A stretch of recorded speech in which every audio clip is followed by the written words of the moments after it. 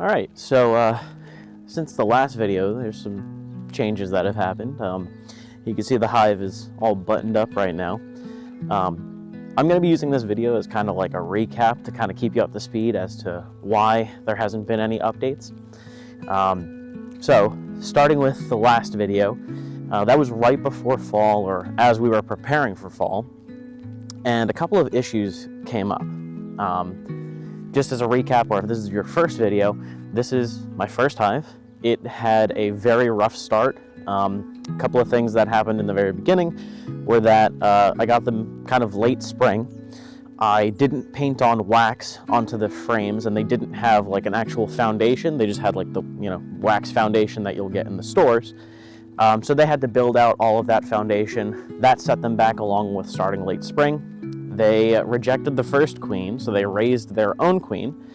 And then by that time, it's basically till late spring, probably about summer, that they actually started getting some foundation that was pretty good. But because I didn't paint the foundation, they didn't create it flat, so I had to scrape out the ones that were kind of out-jogged.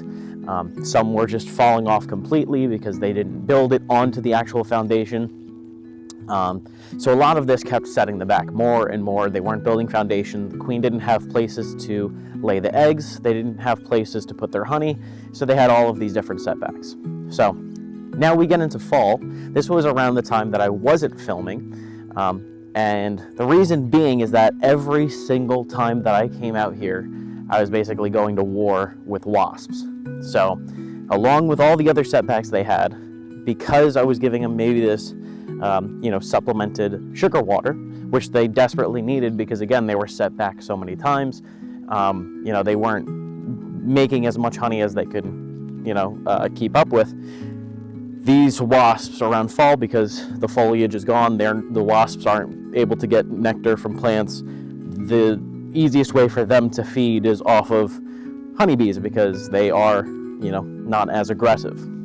Now, that being said, if a honeybee did, or if a wasp did go inside there, the wasp would die. The honeybees would basically jump on top of it, and they would basically warm it up. They'd flap their wings, they'd create a cluster, and it would basically microwave that wasp. So that's essentially what would happen, but it was to a point where I would show up, I could tell that the wasps were here, along with other robber bees, just all about. I don't know if there's another hive nearby or whatever it may be, but you could tell there were robber bees here. The way that you could tell is that they'll circle around the entrance. They're not familiar with going inside the hive, so you could see that there were at least like 10 or so constantly hovering around the hive trying to find a way in, along with a bunch of wasps. So basically, again, every time I'm showing up, I'm seeing a wasp outside, I'm seeing 2 wasps coming, and I'm basically just stomping them out whenever I get the chance. I was to the point where I was standing here and just waiting for more wasps to come so I can kill them or try and see where they were coming from. I had no idea where they were coming from. The other thing is that I could tell that they were fighting because I would come here multiple times throughout a week to see if maybe there's a window that I could open up the hive, see how everything is doing, because the temperatures were pretty warm still in the fall, at least early fall, and I just wanted to get inside. But every single time I came, constant wasps. There was a bunch of queen wasps, which are massive. I actually saw it flying in the air towards the hive. I went up, stomped it out of the air, and had to stomp on it like 3 or 4 times before that thing actually died, because that's how huge this thing was. So every time that I'm coming, they're basically dealing with robber bees, they're dealing with wasps. The banana pheromone that the honeybees give off once they feel threatened, every time I'm coming here, I'm smelling that sweet banana smell. So it was very tough. It was tough to give them more sugar water without opening the hive and disrupting them. And, they're already alert. I didn't also want to smoke them too much because I wanted them to be on alert to be able to defend the hive versus the wasps and the robber bees. So because of that, I wasn't filming much because I was, doing what I could as quickly as I could. I took pictures here and there, but to get all the gear and everything, it really was a lot. So this colony has gone through it all, honestly. So the fact that they made it through all of that, and this being my first hive, I'm honestly proud of myself, and I'm proud of them because it's been rough. Now, you're probably looking at it now that we're in wintertime, and you're saying, what is all this stuff on top? I'll go through and I'll explain, and there's some additional things that I had done because of the robber. I had added a screen in front of the hive, and I'll show you how that works. But this is currently the setup for winter. So first things first, you may notice that there are some dead bees on the outside. That's actually normal. Some bees, once they feel like they're going to die, they will actually come outside of the hive. And once they come out of the hive, they may cling onto the outside or on top or just fall, or even the grave digger or the other bees who usually care out their dead sisters, they'll usually come out and they'll place them out here. So that's not too uncommon. And generally you do want to see dead bees, because if you don't, that may just be that there's none left. Maybe they absconded, which means that they had just left the hive entirely, or maybe they're all just dead on the inside. So there's a couple of different things here that we could see right out the gate, is that I have this protectant on the outside. Essentially, it's kind of like a jacket, just to kind of keep the outside a little bit warmer. The way that bees generally stay warm is by creating a cluster where they're all packed together. It doesn't really work the same way as in, keeping us warm. We need the entire room to basically be warm, but they could just kind of cluster together, and that will be about like 90 degrees that they can keep that queen and the brood alive in order to, survive. So keeping this fleece or this jacket around the outside isn't necessarily needed, but my biggest concern with this colony is that they don't have a lot of food. They don't have a lot of honey, because I had to keep restarting the wax and whatnot. So if I can create it to be warmer in here, that means more of the bees that are on that cluster can separate from that cluster to get honey or sugar water or candy board now that we're in the winter, so that way they can go and get that food that they need. So I have this jacket on. I'm gonna go ahead and take this off just to kind of show you what the rest of the hive looks like. So there's a couple of different pieces here. This top piece is essentially just for ventilation. What I've noticed, and once I open up the top here, you'll see, is that the very top, at least in New Jersey where I am, the very top of the board has mold on it. And that's because of, I guess, where we're located, and also with the change in climates, since we're in wintertime now. Since it's warm in here and cold outside, it creates a lot of moisture. And that moisture will collect on top. There was a point during the wintertime now where I opened the lid and it was just dripping with water. That's how much there was. So creating this here, or having this box here, which is filled with a thin wood shaving, it actually will soak up any of that extra moisture, because that can be dangerous and deadly to the bees.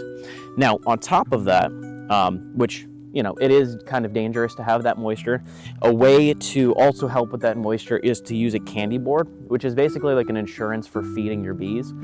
They should be going to their honey, which they should have stored in this lower box, which is called the brood box. And in there, they're eating their own honey. But with the moisture that comes up on this second layer here is actually a white candy board, which I had made with sugar and all those proteins that I basically made their sugar water out of, but I made it into a hard candy. So when they're creating heat, which brings the moisture up, it will make that hard candy a little bit easier for them to eat, and that moisture will allow them to eat that hard candy. And that's how they're gonna make it through winter. All right. Now you also notice these two little holes here. This just helps with ventilation. So that way the air that comes out through here and where they are and the air rising, there's an escape. But on top of that this is where they can leave on warmer days to take a cleansing flight, or a poop flight essentially. The bees of winter physiology, those bees will hold their poop a little bit longer. They also live a little bit longer in general. So on warmer days, they'll come out and they'll take a poop flight, and then they'll go right back in, because they'll go ahead and they'll hold it because they don't want to contaminate the inside of the hive. You also might not be able to see it, but on the side here, and once I unpack the box, there are little ventilation circles. So it also lets out any heat from the side of the boxes, and I'll show you that once we unwrap that. But before we do, I want to talk about this white screen here at the very bottom.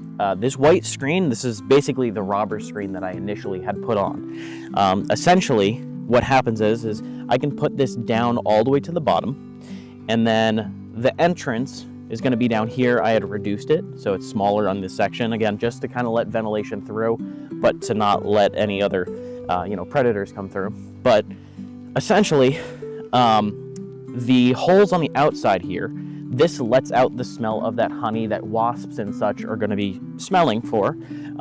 So say a wasp or a robber bee comes, they smell the honey right here. They're going to try and get in this area. So the way that my bees are able to come in and out is that in the morning or whenever I set this up, I can open up this corner or I can open up this corner. So I have two options. Generally, you would just leave one open. And in the morning, the bees will come out of that entrance. They'll climb their way up to this section, and then they'll leave to go forage, get whatever flowers and such. They'll come back and they'll follow their trail and the trail of the other bees to go through this entrance to get back over there. Meanwhile, all of the robber bees who had never left in the first place are just going to be attracted in this area.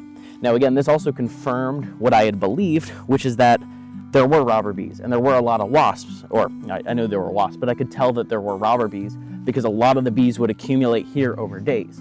Whereas if they were from the hive, they would know to leave and enter from the same place. Now, the reason I still have this on is that you might have mice or rats like during the winter who might want to try and get inside the hive because it's warm. So essentially I have this on, but I raised it a little bit off of the bottom here. So the bees can still come in and out for poop flight. They still get ventilation, but it prevents the mice from getting inside. All right, so what I'm gonna do is I'm gonna show you guys this top ventilation here. And you can already see those ventilation holes here. But I'm gonna take the top off and I'm gonna show you guys the moisture that had created that kind of mold on top of the thing here as to why I had gotten this ventilation in the first place. So you can see there's a lot of mold that accumulated.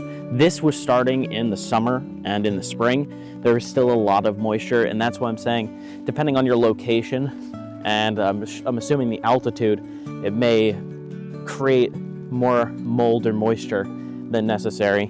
So that's why a top box like this, that will provide that, or soak up that moisture, is beneficial. So this is just, again, for more ventilation. This comes with any standard hive. But this here is the ventilation box, which I'll just tip up a little bit. You can see it's all just thin wood shavings, which is just to soak up any of that moisture. And again, we have these ventilations on the side. Now, this board right underneath, this is that candy board. So you can see right here, we have the bees that are eating up through the middle, and that's how they're going to be, again, moving up from that cluster, but still staying in that cluster to get that food. All right, so I'm gonna go ahead and I'm gonna button this up because it is getting really cold. So I'm gonna go ahead and put everything back to the way it was. They still have the candy board, so they should be good for some time now. I'll check back a little bit later to see how they're doing with the candy board, if I need to make a new one and refill it and such. But that being said, look forward to showing you some of the winter preparation. It is a little bit slower, but just something for you to look forward to is that I plan on getting at least 2, maybe 3 hive colonies next spring. So I already have another hive that I'm going to go ahead and set up. I'm going to prep it a little bit better by putting some wax on there. So hopefully we can get a little bit of a head start as opposed to the way that this colony went. But again, this colony has made it through a lot. I started with them in late April, I believe, and through all of the trials and tribulations that they've gone through, I mean, honestly, I'm very proud of them and proud of the things that we had overcome. So that being said, I'm looking forward to seeing you in the next video and keeping you updated on these bees.